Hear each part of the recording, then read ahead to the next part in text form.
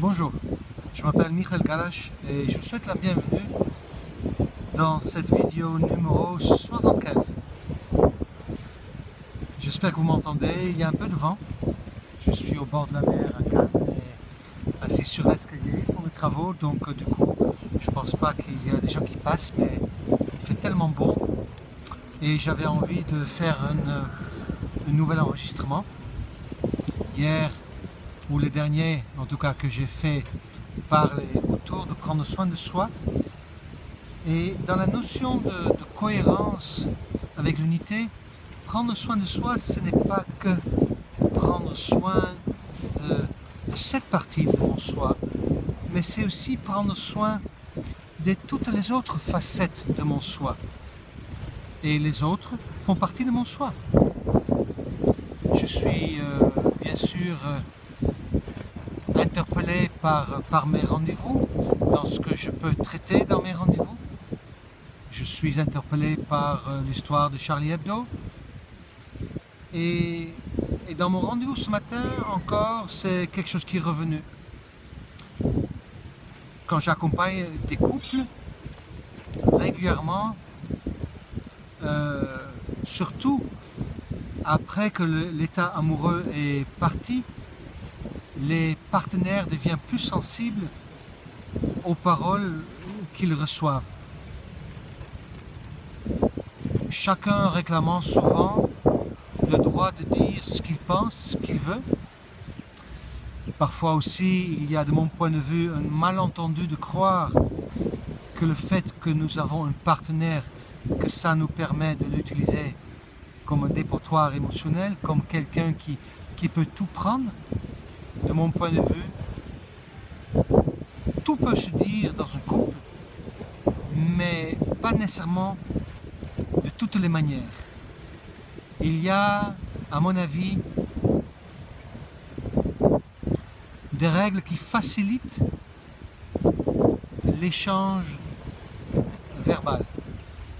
Bien sûr, j'ai le droit de dire ce que je pense, et j'ai le droit de le dire comme je le veux. Et je peux réclamer le droit d'exprimer ce que je suis.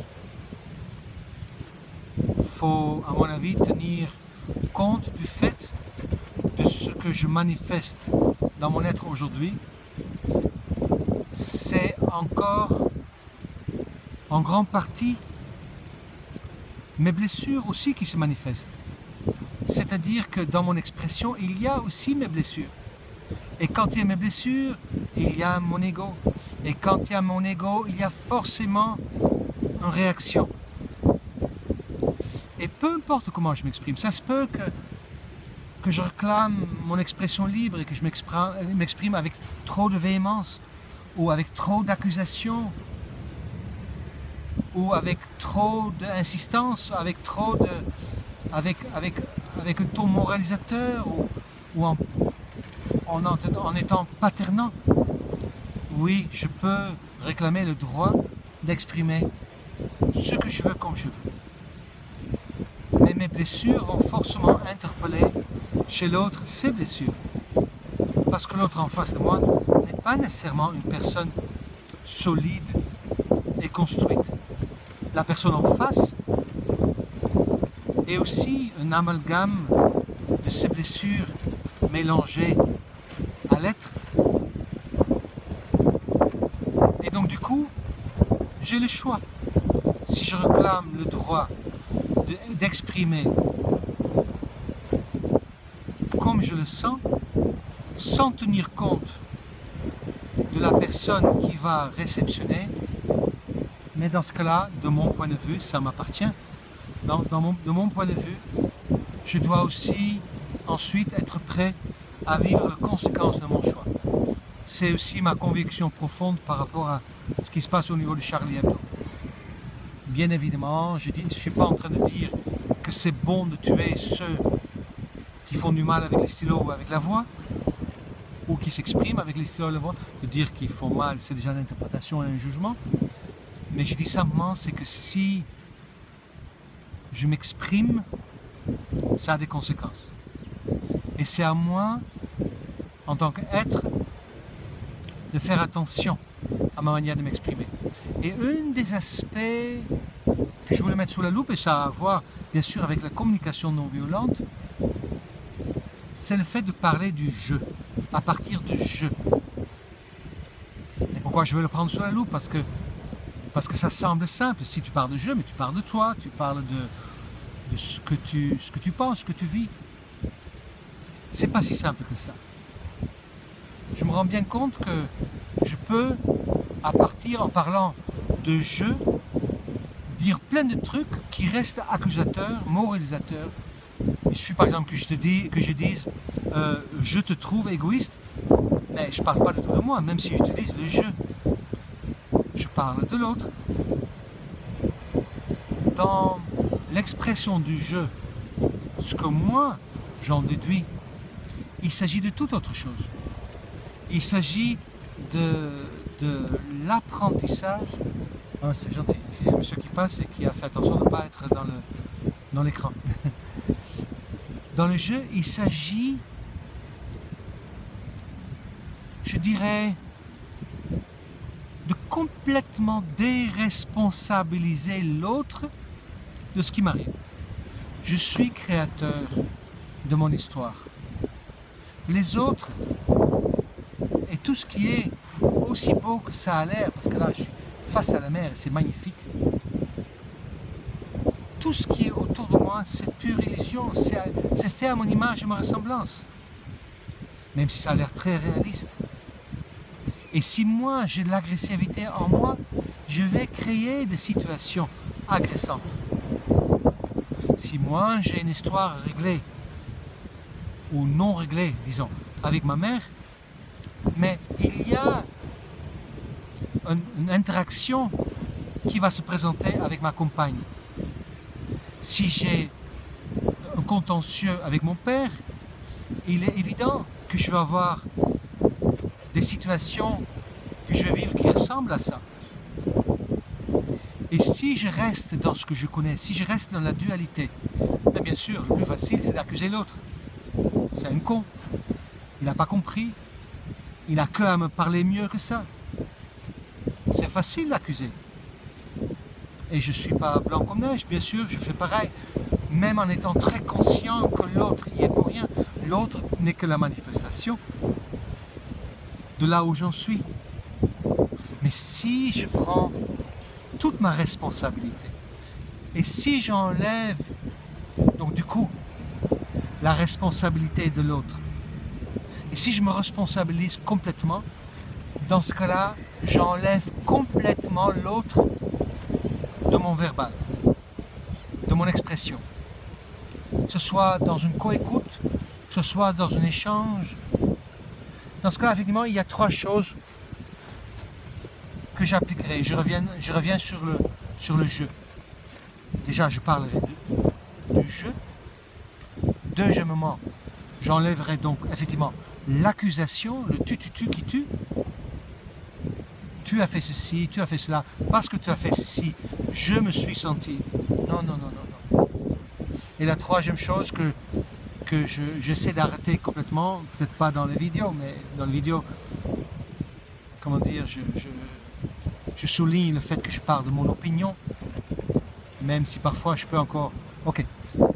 La troisième fait, c'est que je parle plus en généralité, en moralisant, en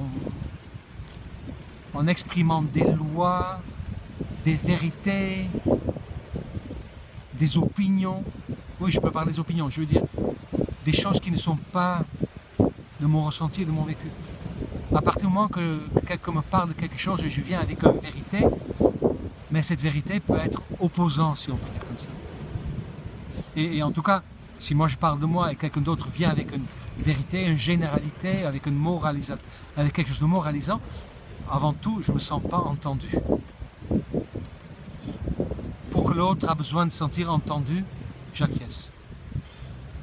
Le plus important dans le contact avec l'autre, de mon point de vue, quand je suis en relation, c'est je m'intéresse dans son histoire. J'utilise dans ce cas le miroir, ce qu'il me raconte, c'est important pour moi. Et si il ne s'intéresse pas dans mon histoire en ce moment-là, mais je ne parle pas de mon histoire. Je reste dans l'interrogation.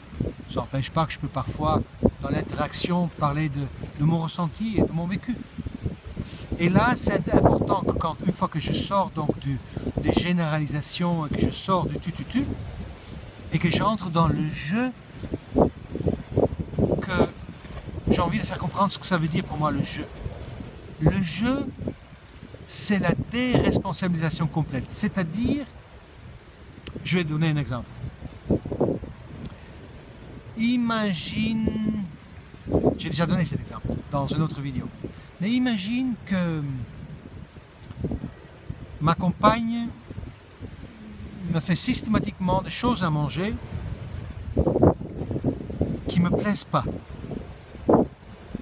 Le plus logique, c'est de lui dire, ça ne me plaît pas ce que tu me fais à manger, je préfère manger ça et ça et ça et ça, je commence à en avoir ras-le-bol, ok. Peu importe le degré, mais il est logique et c'est normal et courant que nous allons dire de cette manière-là ce qui se passe. Parler de je m'amène à comprendre que chaque chose que je crée me permet de me définir, me permet de montrer qui je suis vraiment, me permet de montrer où je ne suis pas dans l'amour, où je suis dans la peur. Et cette situation, par exemple, si je le dis de manière responsable avec le jeu, ça pourrait ressembler à ça. Tu sais chérie, je suis vraiment très touché que tu me fais à manger à chaque fois. Parce qu'il est important de commencer à reconnaître ce que l'autre fait. Parce que même si ça ne me plaît pas ce qu'elle fait, elle le fait quand même pour moi. En tout cas, entre autres. Et de reconnaître l'acte de l'autre ou de rencontrer un besoin qu'il a exprimé. En tout cas, valider l'autre. Montrer que ce que je vais dire n'est pas une attaque. Style, je t'aime, j'apprécie, je vois. Merci pour ce bon repas que tu me fais à chaque soir. Mais je me rends compte que en même temps que tu me fais ce bon repas, j'ai une frustration et je me rends compte que je te rends responsable de ma frustration. Parce qu'il est plus facile pour moi d'accuser que de regarder à l'intérieur de moi. Et bien sûr, c'est complètement illogique que tu sois responsable de ma frustration. Quelque part, c'est comme si j'attendais de toi que tu devines ce dont j'ai envie à chaque instant.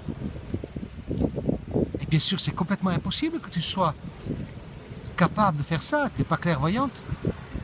Et ça me ramène en fait à mon incapacité de demander ce dont j'ai envie. Et si ce n'est pas nécessairement mon incapacité, mais le simple fait que je ne le fais pas. Que j'attends de toi peut-être que tu sois la bonne maman et tu devines, comme si j'étais ton petit garçon, ce qu'il me faut. Alors ça pour moi c'est une expression du jeu. Et le jeu, de cette manière-là, me met bien sûr dans un état de vulnérabilité. Parce que du coup, je me mets à nu. Et en me mettant dans cette vulnérabilité, j'ai besoin, en contrepartie, parce que je prends des risques, et j'ai besoin dans ce cas-là, moi aussi, d'être accueilli dans cette vulnérabilité. Je me rappelle avoir fait ça une fois, je ne vais pas dire avec qui, mais je me rappelle une fois, j'avais pas une grosse émotion, parce que ça c'est une autre histoire qui peut effectivement rendre l'expression vulnérable, l'expression du jeu plus difficile. Dans ce cas, l'accusation est plus facile. Et je me rappelle que je m'étais présenté comme ça, que je dis, voilà, je me rends bien compte que j'ai telle ou telle difficulté dans mon élan vers mon soi. Et au lieu que la personne a dit merci, d'ailleurs en parlant comme ça, je me rends compte que moi aussi j'ai telle ou telle difficulté. Alors, au lieu de faire comme ça, la personne en fait a enfoncé un couteau dans le cœur que je venais d'ouvrir. Et ensuite, il me fallait peu de temps pour arriver à faire le tour de cette histoire avec cette personne.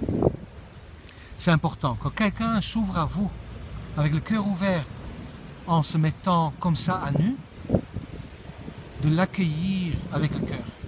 Et ne pas utiliser cette ouverture vulnérable pour ensuite, comment dire, régler vos petites affaires avec. Mais c'est ça, en tout cas, ce dont je voulais parler. Le fait de parler à l'autre, si vous le pouvez, à partir de je. Pas dire c'est un bon film, c'est un mauvais film. Non, j'ai aimé, j'ai pas aimé. Pas dire est-ce que tu veux faire l'amour avec moi, mais dire j'ai envie de faire l'amour avec toi. Je me sens très attiré vers toi. Pas dire ça serait bien d'appeler telle ou telle personne, mais de dire j'ai très envie d'appeler telle personne et je crains que si je ne l'appelle pas maintenant, que ça sera dans une heure, que ça sera trop tard. C'est-à-dire que vous vous engagez, vous mouillez en quelque sorte à partir d'un ressenti vrai. Et ça demande parfois un peu de recherche. Je me rends bien compte que quand je veux m'exprimer comme ça à quelqu'un, par exemple à ma compagne, que parfois j'ai besoin d'un quart d'heure, une demi-heure, une heure, parfois une journée, pour trouver le mot qui correspond à mon ressenti vrai. Parce qu'à partir du moment que je dis je ressens que si tu continues comme ça, on va dans le mur, c'est pas un ressenti. C'est une manière détournée de donner mon avis. Mais par contre, si je dis chérie, je sens que j'ai de la peur, parce que effectivement, je me rends bien compte à quel point c'est difficile de te faire confiance. Je me rends compte que j'ai tellement l'habitude d'avoir la main que j'ai peur, en effet, que tu te trompes. Mais c'est ok. J'ai juste besoin de dire que j'ai du mal à faire confiance et que ce n'est pas lié à toi. C'est moi qui ai du mal à faire confiance. Mais ça ne veut pas dire que tu n'es pas digne de confiance. Et je suis prêt à faire ce travail et de vivre les conséquences de te faire confiance. Alors peu importe, mais là je parle de mes peurs. À mon avis, quand il y a un problème, il y a toujours une peur quelque part. Je pense que dans de grands conflits, comme si je reviens sur Charlie Hebdo, je ne connais pas bien l'histoire, je ne me suis pas vraiment investi. Mais je pense que quand il y a des partis qui sont en colère, peu importe quel parti, c'est qu'il y a un besoin qui n'est pas respecté. Et un besoin pas respecté, je dirais avant tout, c'est un besoin non exprimé. Et je vois souvent des panneaux actuellement où c'est marqué, je ne me rappelle plus exactement le mot, mais quelque chose comme la première étape vers la réconciliation, c'est l'info, quelque chose comme ça. Et je dirais que si effectivement il y a conflit, la première chose, c'est de permettre à l'autre de savoir ce dont j'ai besoin. Si toutefois, l'autre est responsable, parce que l'autre n'est pas responsable de mon besoin. Justement, c'est là où il y a l'erreur. C'est que je rends l'autre responsable de ce que moi je ne me donne pas. Et je le rends responsable du fait qu'il doit deviner ce dont j'ai besoin. Je suis seul responsable de prendre soin de moi, de prendre soin de mon soi. Et ça commence par l'expression de mon besoin. Et dans ce cas, je parle aussi à partir de je. J'ai besoin, j'ai envie, mais je laisse l'autre tranquille. Je ne dirai pas j'ai besoin que tu m'écoutes. Non. Même de dire j'ai besoin de me sentir entendu, c'est déjà, ça cache déjà un peu un reproche. Mais par contre, si je le traduis en j'ai besoin d'apprendre comment m'exprimer pour que quelqu'un fasse envie de m'écouter jusqu'au bout, oui, là je parle d'un vrai besoin dans lequel je suis responsable. Oh, c'est tout un chemin. On arrive au bout de nos 20 minutes. Mais ce que je vous invite, c'est de réfléchir sur le principe. Vous avez le droit de dire, de faire ce que vous voulez. C'est le droit humain. Mais sachez qu'effectivement, que ça a un impact sur l'autre. Et ce que je vous invite, c'est sans vous brimer, mais de trouver de quelle manière vous exprimer pour être entendu sans blesser l'autre. Voilà. Parce que je pense que si vous avez blessé l'autre, vous êtes sorti du respect de son soi, de notre soi. Je vous souhaite une très belle journée et à très bientôt.